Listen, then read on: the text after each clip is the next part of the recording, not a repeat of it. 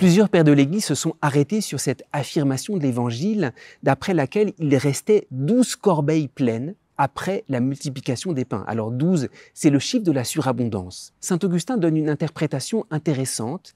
Il affirme, par analogie avec la parole de Dieu, lorsque tu as médité la parole de Dieu, il reste toujours quelque chose que tu n'as pas saisi, qu'il faut mettre de côté comme les 12 corbeilles pleines, pour ensuite pouvoir les méditer.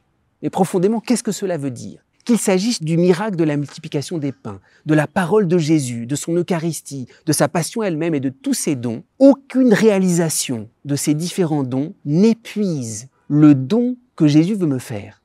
Là où c'est le plus impressionnant, et c'est comme ça que les mystiques ont commenté, ont regardé le cri de soif de Jésus et la blessure du cœur, même la passion du Christ n'épuise pas le don que Dieu veut me faire. C'est Sainte Catherine de Sienne qui affirme cela. La passion du Christ, elle est limitée. Il y a eu un moment où les souffrances du calvaire ont été terminées. Eh bien, même la passion du Christ n'épuise pas le don, la présence que Jésus veut me faire. Alors, Sainte Catherine de Sienne dit, c'est pour ça que Jésus dit « j'ai soif », qu'il crie sa soif. Il se laisse le cœur transpercer parce que son don est infini et sa passion, elle est limitée, elle est finie.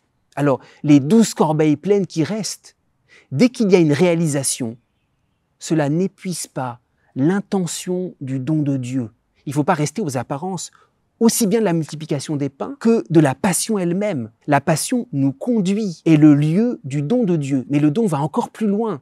Il dépasse même cet aspect, j'allais dire, dramatique. C'est pour ça que la multiplication des pains, c'est pour ça que l'Eucharistie nous est donnée, pour nous apprendre. La passion elle-même, elle est un lieu où la surabondance du don de Dieu dépasse même les apparences. Il y a encore une tentation de s'arrêter à la souffrance, au don incroyable que Dieu nous a fait lors de la passion.